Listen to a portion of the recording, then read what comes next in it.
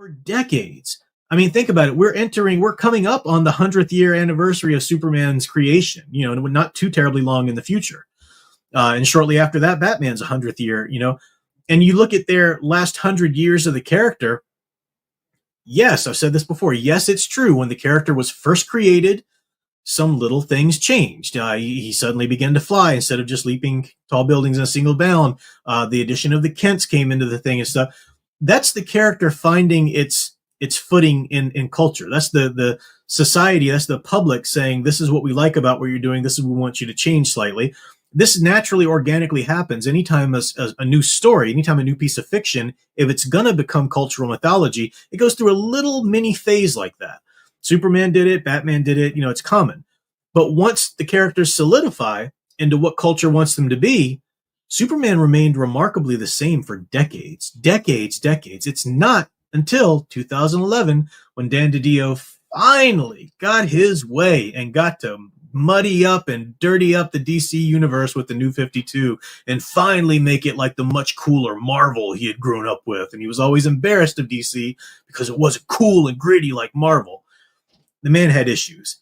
Yeah, he's finally gone. It was far too little, far too late. Nothing can save DC Comics now. But that was the first, and that was not an organic change. That was not the public saying, well, we're kind of bored with Superman. We want him to be a little more gritty. We want him to be darker. No, that was an executive order. That was coming from the top, a heavy-handed decision. Then you had Warner Brothers. Let me just talk to Warner Brothers for a second. Okay, you'll never stop making these movies. You will try to squeeze every little possible cent you can out of it for the next 10 years until it becomes public domain and we can finally start telling our real, true blue actual stories of Superman. But you need to stop. Warner Brothers, you don't understand any of the DC characters. Anything good that's ever happened in a film or even a TV series from Warner Brothers has been a happy accident that just landed in your lap. It has not been because of you. You have got a decade-long record of just having your head so far up your anus about these characters. You could not fathom why people like them or what's great about them to save your soulless little life. You just can't. I'm talking to you, Zaslav. I'm talking to all of the execs who've been there throughout the decades, who've made decisions on these characters. It's laughable. It's laughable. Disney's evil. Okay, Disney is actively trying to destroy culture. Disney is actively trying to subvert and tear down and preach an ideology. Warner Brothers is just like the idiot cousin over in the corner with the dunce hat on. Everything you do, it's like, what are you thinking? What are you thinking? I've outlined your stupid decisions before. Superman 78 happened. It was great. That's more the Salkinds and Donner than it was anybody at Warner Brothers. Okay, the Superman movies go a little awry with the Salkinds, Booty Donner, and all that kind of stuff happens, whatever. What's the next thing that Warner Brothers decides to do with Superman? Well, Tim Burton did a popular Batman movie. Let's have him do a Superman, right? Because Batman, Superman, same thing. If you do a good Batman story, you can do a good Superman story. This is how the idiots at Warner Brothers executive office think. Luckily, that didn't even come to fruition. It was such a poorly conceived idea. Then the next time they run around to it, they say, well, what about that Bryan Singer guy who did X-Men? Yeah, X-Men, if you do a good X-Men movie, it follows you could do a good Superman movie, right? They're all those superhero people anyway. It's all fine. How did that work out for you? Superman Returns, I'll maintain that it is a wonderful movie, but it's a horrible Superman movie. As great as Brandon Routh is in the role, it's a horrible Superman movie. Those kinds of things should not be done with Superman. So what's next for Warner Brothers? Oh, well, that was really divisive and that didn't work. Well, Christopher Nolan, he made some popular Batman movies. Let's get him to direct. Oh, he doesn't want to direct the new Superman movie? Well, we'll have him produce. And tell you what, we'll get the guy who did Watchmen. Yeah, the guy who directed the movie, the most infamous deconstruction about everything beloved in superhero worlds ever. Let's get the guy who did that movie. He should do Superman. And you've got this crap show, this Man of Steel, which is an complete and utter character assassination about everything good about the character. Warner Brothers, in their great wisdom and great understanding of the property, they just double down on this and push it. Doesn't matter that people didn't like it. We're pushing through. We're going to do Batman v Superman. Oh, that was really divisive too. Doesn't matter. We're going to keep going. We're going to keep going with the universe. The DC EU, as it's just called now, is just such a laughable mishmash of half starts and maybe sort of soft reboots, but not really. It's garbage. it was a horrible take. So what did they learn from that? Well, let's get James Gunn, the guy who did Brightburn. Yeah, the guy who produced Brightburn about what if Superman was an evil villain and it was a horror movie. Yeah, and he also did the movie about the Suicide Squad, The Villains. Let's get that guy to do Superman.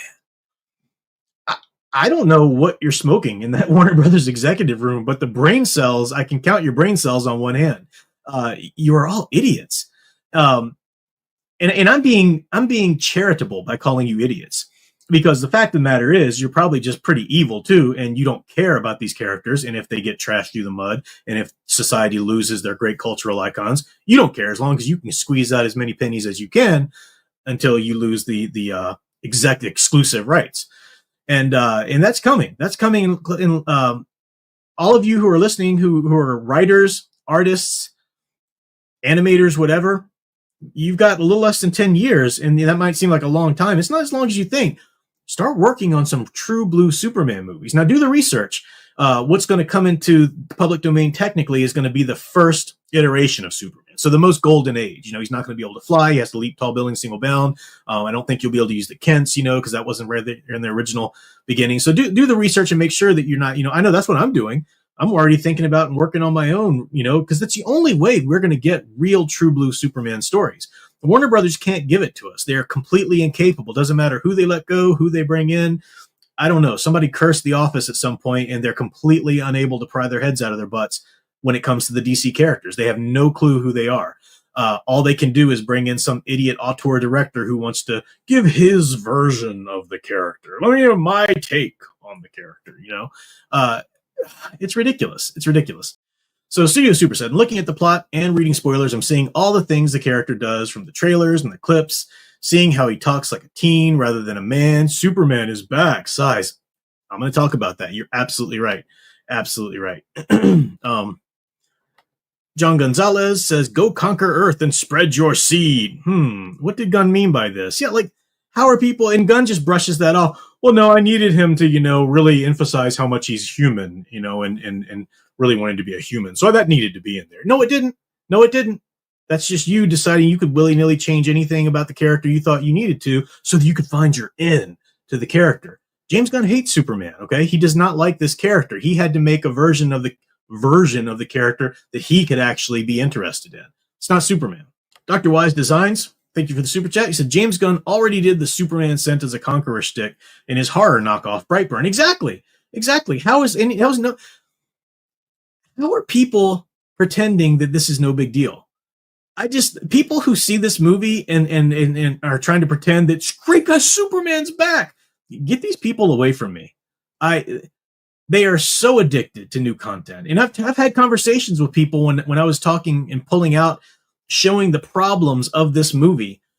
And people are like, it just feels good to hope again. Okay. I need to see positive. And this is not a logical thinking person. This is somebody with some kind of trauma or whatever. And they need to go to a therapist, not to a movie theater. Right. It was like the people who were turning on me because I would not get on board with The Mandalorian. Look, we need this right now. No, you need a therapist right now. It's what you need. Ridiculous. Studio Super again said, I noticed this ongoing trend of stripping any authority from Superman. The kind of man a feminist would want. Takes on all the responsibilities and has none of the authority. Basically slavery. Oh, you're so right. I did not just put Soy Man instead of Superman in that thumbnail as just sort of a haha joke. They are completely taking out his masculinity left and right. I want to talk more about that in a second. Sound Engraver. Superman, Clark Kent is the American who loves the world. His villains are those who aim to dominate or destroy the world. Exactly. Insert American flag here. Yeah, you cannot separate Superman from truth, justice, and the American way. All right. At the most, you can simply not say that line. But the character's still going to stand up for those things. The character's still in America. He's still going to stand for the American way. The first time that I can remember in any kind of major media seeing that was in Superman Returns, when Perry White is saying, does he still stand for truth, justice, all that stuff? Well, all that stuff, screw you. Say it, the American way. But this is Warner Brothers just terrified. Oh, we can't do that. He's a character that runs around in red and blue and with an American flag. Oh, no, we can't do that. Why? And James Gunn, with all of his garbage arguments about, well, I just thought he should stand for the human way. Screw your human way. It's the American way. That's important. That's not Superman standing up for this administration or that administration or this party or that party. It's Superman standing up for the ideals, the American dream, the ideals we were built on. These are things that should matter. These are things that any American should believe in, knowing that the country has fallen short of it many, many times. It's not about, trying to be patriotic versus, pro-Israel or pro-Iran or any ridiculous. Okay. You're missing the point completely missing the point. Yeah, you're absolutely right.